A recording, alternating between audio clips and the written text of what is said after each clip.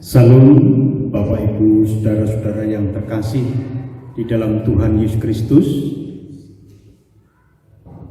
Pada saat ini kita akan melaksanakan persekutuan doa pengujian diri sehubungan dengan perjamuan kudus yang akan kita terima pada hari Minggu tanggal 23 Agustus 2020.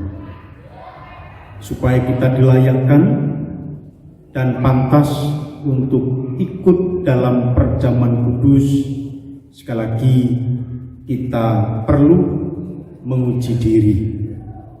Maka kita awali dengan memuji nama Tuhan dari Kidung Jemaat 240A bait yang pertama dan yang kedua. Datanglah ya sumber rahmat.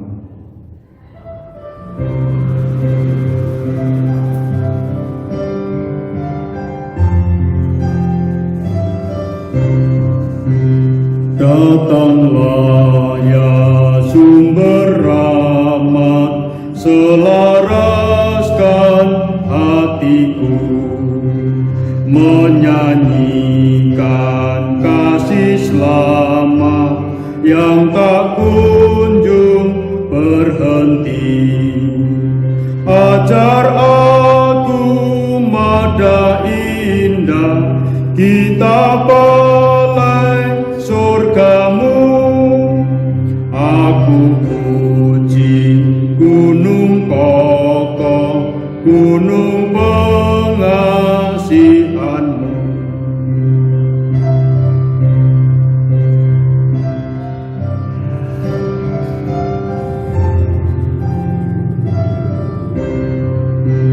Hingga kini ku selamat dengan kuat yang kau beri. Ku harapkan akan dapat sampai di negeri seri.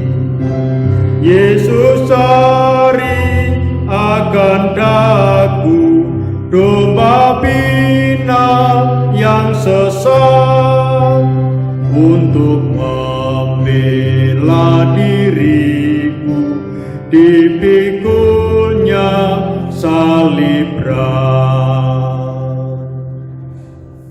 Mari kita satu hati dalam doa sebelum kita mendengarkan firman Tuhan. Saya layankan. Tuhan Bapa di surga, sungguh Engkau senantiasa memperhatikan akan hidup kami, termasuk di dalamnya kehidupan rohani kami, supaya kami beroleh kekuatan dan iman kami tetap teguh, pengharapan kami tetap hidup. Engkau berkenan memanggil kami untuk ikut di dalam perjamuan kudus yang akan kami terima pada hari Minggu 23 Agustus 2020 mendatang.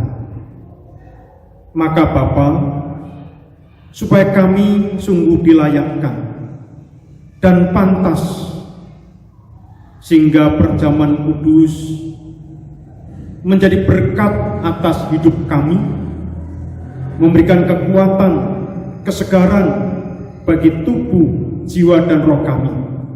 Kami perlu mengadakan pengujian diri. Dan dalam pengujian diri ini, kami hendak melandasi dengan kebenaran firman-Mu. Maka Bapa, berfirmanlah, kami siap mendengarkan dan melakukan di dalam perjalanan kehidupan kami, dalam pimpinan Roh Tuhan. Dalam nama Tuhan Yesus Kristus, kami berdoa dan mengucap syukur. Amin. Bapak Ibu Saudara-saudara yang terkasih di dalam Tuhan Yesus Kristus, firman Tuhan melandasi bagi kita untuk melaksanakan pengujian diri pada hari ini, kita terima dari kitab Mazmur 32 ayat 1 sampai dengan 11. Mazmur 32 ayat 1 sampai 11, demikian sabda Tuhan. Kebahagiaan orang yang diampuni dosanya. Dari Daud, nyanyian pengajaran. Berbahagialah orang yang diampuni pelanggarannya, yang dosanya ditutupi. Berbahagialah manusia yang kesalahannya tidak diperhitungkan Tuhan dan yang tidak berjiwa penipu. Selama aku berdiam diri, tulang-tulangku menjadi lesu karena aku mengeluh sepanjang hari. Sebab siang malam tanganmu menekan aku dengan berat. Sumsumku menjadi kering seperti oleh teriknya musim panas. Dosaku kuberitahukan kepadamu, dan kesalahanku tidaklah kusembunyikan. Aku berkata, aku akan mengaku kepada Tuhan pelanggaran-pelanggaranku, dan Engkau mengampuni kesalahan karena dosaku. Sebab itu, hendaklah setiap orang saleh berdoa kepadamu selagi engkau dapat ditemui. Sesungguhnya pada waktu banjir besar terjadi, itu tidak melandanya. Engkaulah persembunyian bagiku. Terhadap kesesakan engkau menjaga aku. Engkau mengelilingi aku sehingga aku luput dan bersorak. Aku hendak mengajar dan menunjukkan kepadamu jalan yang harus kau tempuh. Aku hendak memberi nasihat, mataku tertuju kepadamu. Janganlah seperti kuda atau bagal yang tidak berakal, yang kegarangannya harus dikendalikan dengan tali les dan kekang. Kalau tidak, ia tidak akan mendekati engkau. Banyak kesakitan diderita orang fasik, tetapi orang yang percaya kepada Tuhan dikelilinginya dengan kasih setia. Bersukacitalah dalam Tuhan dan bersorak-soraklah, hai orang-orang benar. Bersorak-sorailah, hai orang-orang jujur. Dan sebagai natnya, saya mengulang pada ayat yang ke-9. Demikian. Janganlah seperti kuda atau bagal yang tidak berakal, yang kegarangannya harus dikendalikan dengan tali les dan kekang. Kalau tidak, ia tidak akan mendekati engkau. Bapak, Ibu, saudara-saudara yang dikasihi oleh Tuhan Yesus Kristus, judul renungan dalam pengujian diri saat ini adalah janganlah berlaku seperti kuda atau bagal. Bapak, Ibu, saudara-saudara yang terkasih, seringkali timbul pertanyaan di benak kita. Mengapa masalah masih dialami oleh orang yang percaya kepada Tuhan Yesus Kristus? Mengapa Tuhan seolah-olah membiarkan umatnya berjuang sendirian menghadapi pergumulan hidup. Bapak, Ibu, saudara-saudaraku yang terkasih,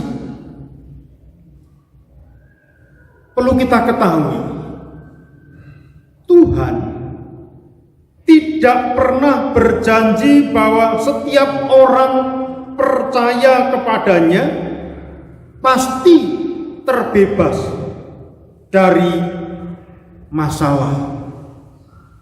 Namun yang pasti bahwa masalah yang dialami tidak melebihi kekuatan manusia, sebab Allah setia, dan karena itu Ia tidak akan memberikan kamu dicobai melampaui kekuatanmu.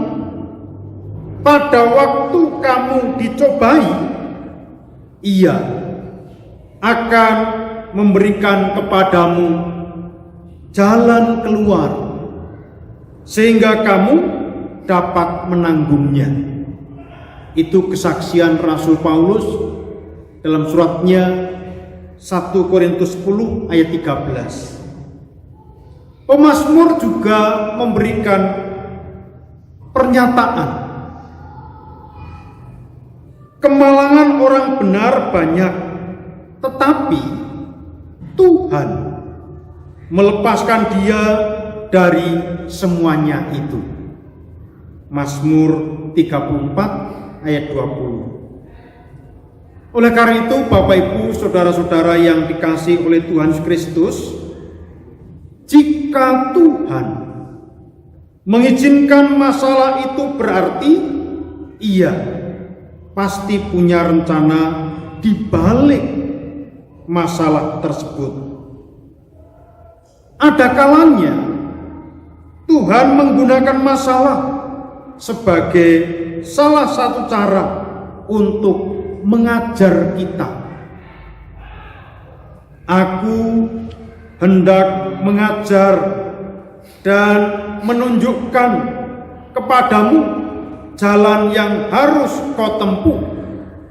Aku hendak memberi nasihat, mataku tertuju kepadamu. Mazmur 32 ayat 8 tadi.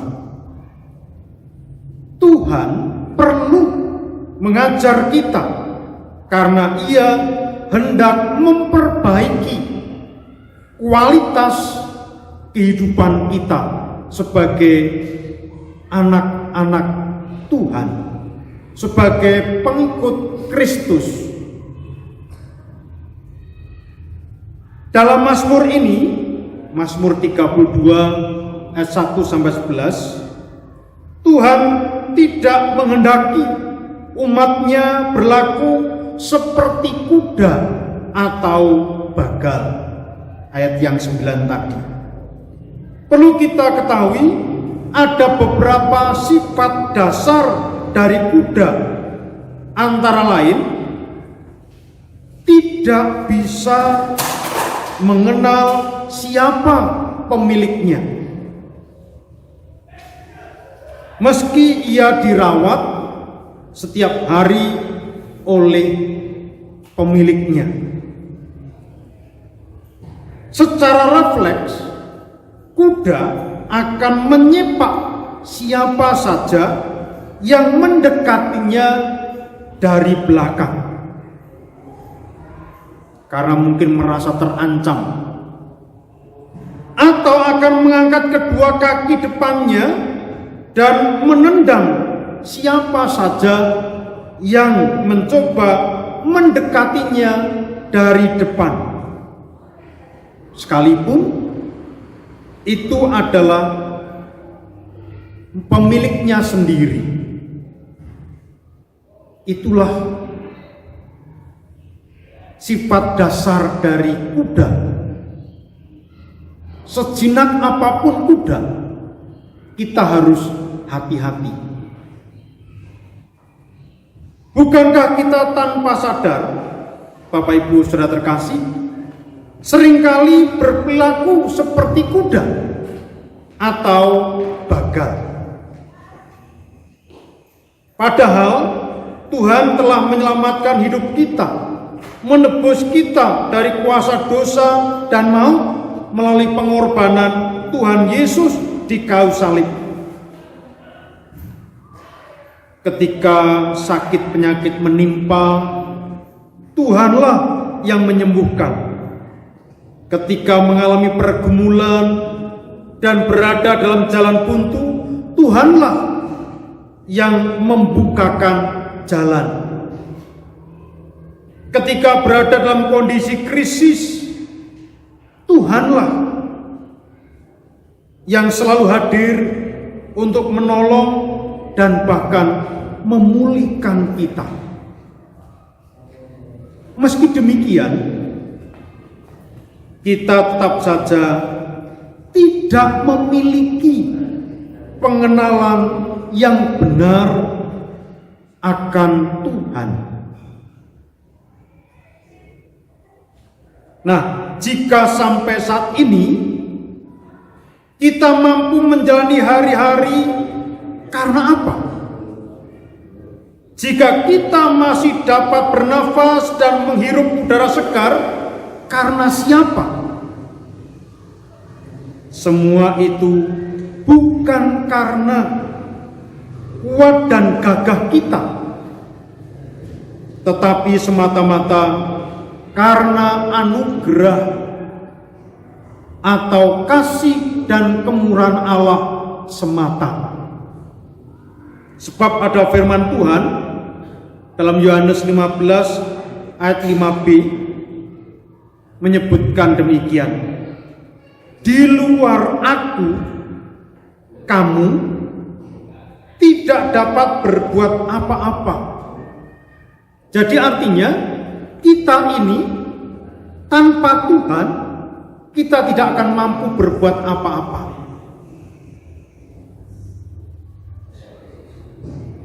Jika menyadari betapa besar kasih Tuhan dalam hidup ini, seharusnya kita semakin terdorong untuk mendekat kepada Tuhan dan membangkitkan, menghidupkan atau menumbuhkan kerinduan kita untuk mengenal Tuhan lebih mendalam lagi. Tuhan berkata dalam Hosea 6 ayat 6, sebab aku menyukai kasih setia dan bukan korban sembelihan, dan menyukai pengenalan akan Allah lebih daripada korban-korban bakaran. Tanpa sadar, Bapak Ibu Saudara terkasih, yang kita ingini dari Tuhan hanyalah apa? Kita hanya pengen mendapat berkat-Nya, mendapat anugerah-Nya, mendapat mujizat-Nya, dan mendapat pertolongan-Nya. Tetapi kita tidak merindukan Tuhan. Kita tidak merindukan pribadi Allah yang menjadi sumber berkat. Dan kita tidak ada kerinduan untuk mencari wajah Allah.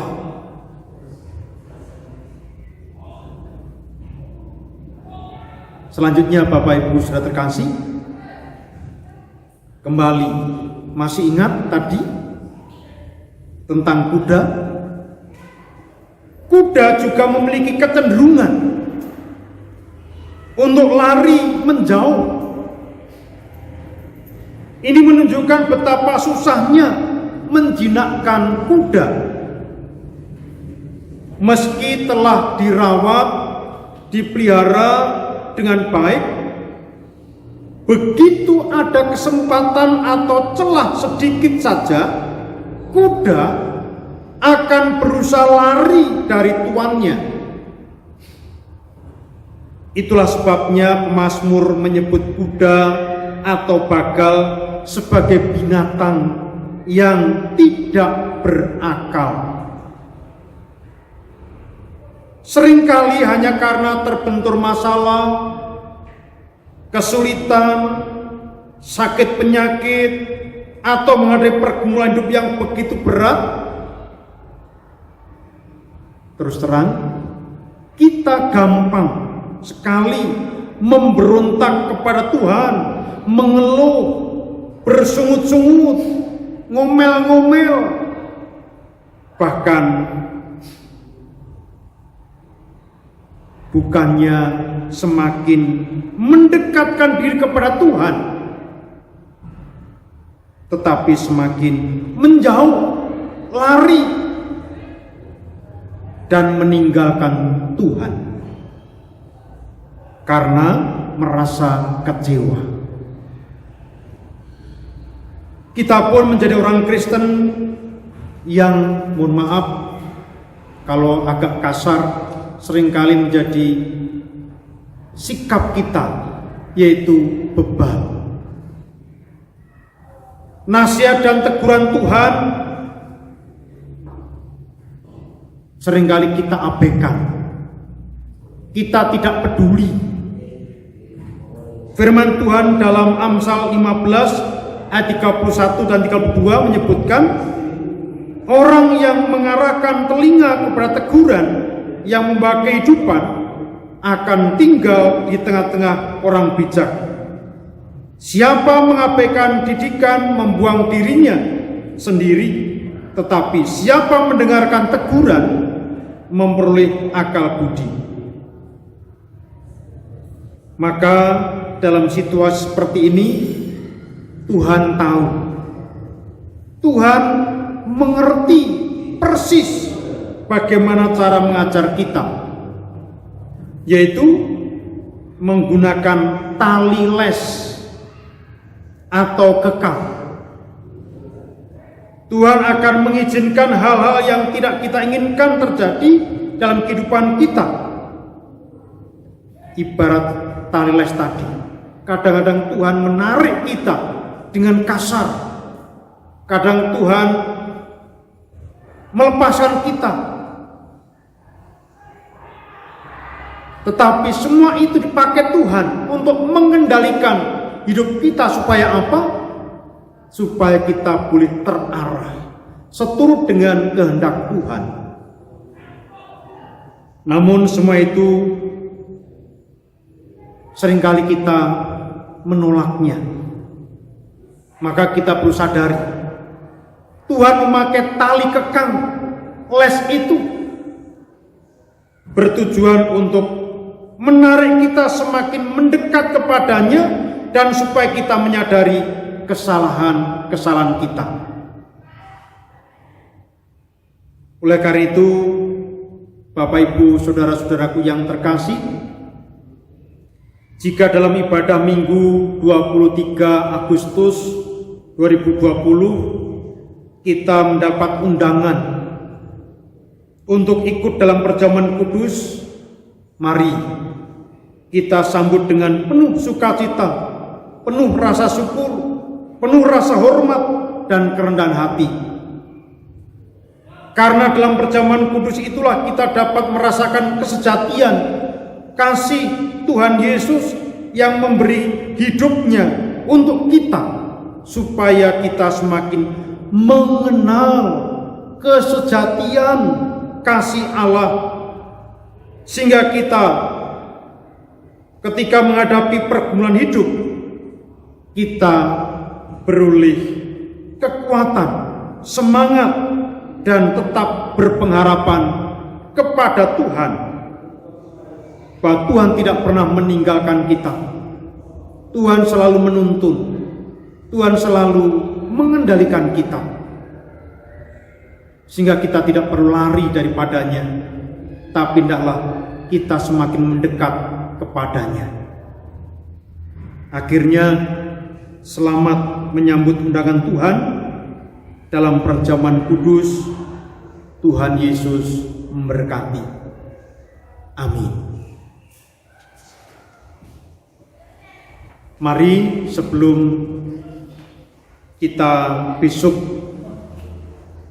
menerima sakramen perjamuan kudus, kita menguji diri dengan bertanya pada diri kita masing-masing sebagai berikut. Bapak, Ibu, saudara-saudaraku, mari kita masuk dalam saat hening, bertanya dalam hati demikian.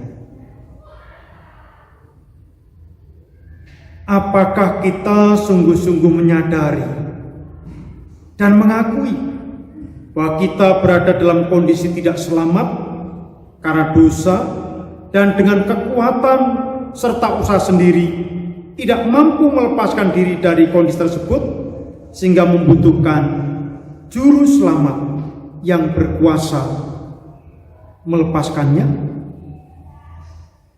Apakah kita sungguh-sungguh bertobat serta menyerahkan diri dengan penuh keyakinan kepada Allah yang menyelamatkan melalui kematian dan kebangkitan Tuhan Yesus Kristus? Apa kita sungguh-sungguh bertekad menyerahkan diri untuk hidup sesuai dengan firman Tuhan? Dan apa kita sungguh-sungguh bertekad untuk senantiasa menjalani hidup penuh rasa syukur atas anugerah penyelamatan Allah di dalam Tuhan Yesus Kristus? Bapak, Ibu, saudara-saudaraku terkasih, perjamuan kudus diperuntukkan bagi setiap orang yang mau mengakui, menyesali akan dosa dan pelanggarannya. Untuk itu, dalam keheningan ini, Bapak Ibu bisa menyampaikan tentang kesanggupan Bapak Ibu dalam mengikuti perjamuan kudus hari Minggu 23 Agustus 2020.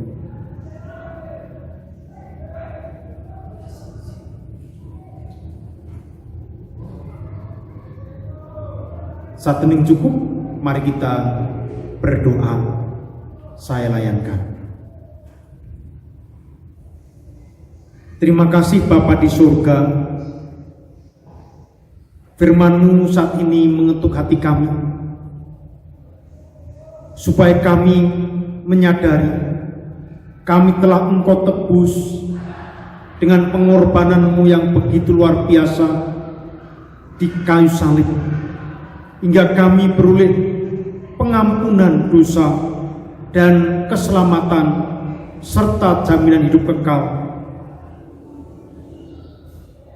supaya kami tidak kembali berperilaku seperti kuda yang liar, yang tidak mengenal siapa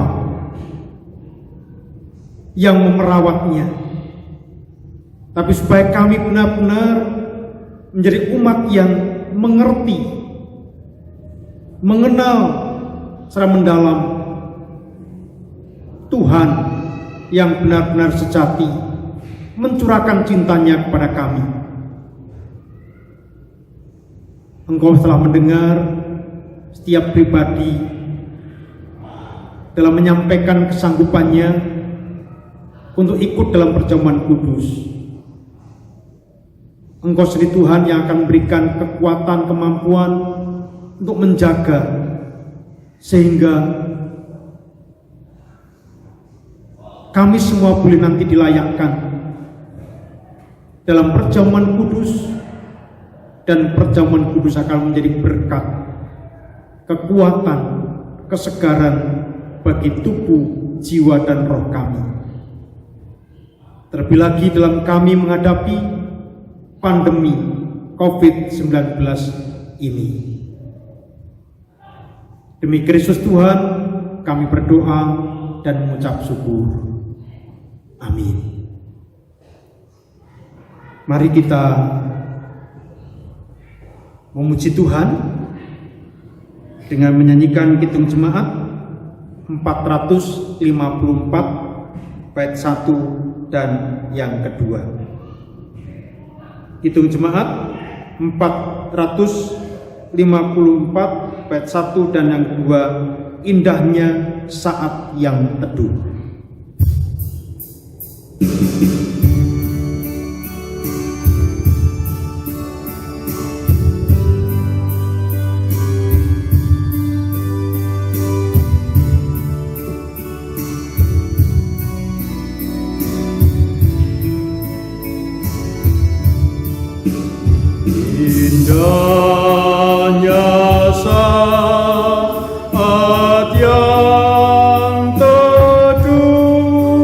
menghadap tatap Bapa-Ku, tunaikan doa padanya sehingga hatiku lega di waktu bimbang dan gentar jiwaku aman dan segar, ku bebas dari seteru di dalam saat yang teduh.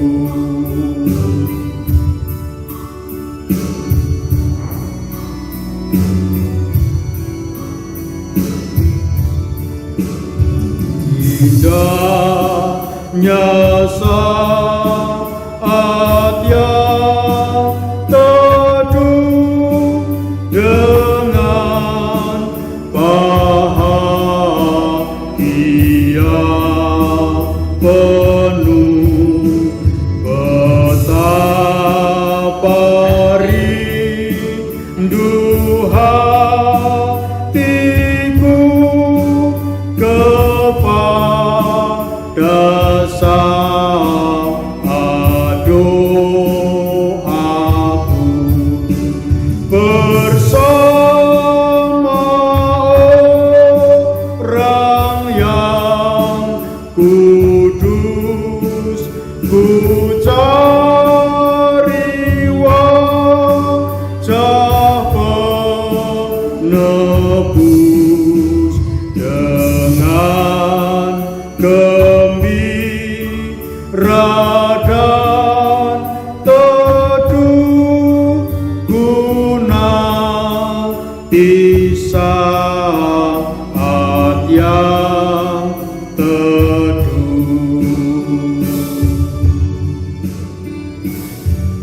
Kasih karunia dan damai sejahtera dari Allah Bapa dan dari Tuhan Yesus Kristus serta Tuhan Roh Kudus menyertai Bapak, Ibu, dan saudaraku semuanya. Amin.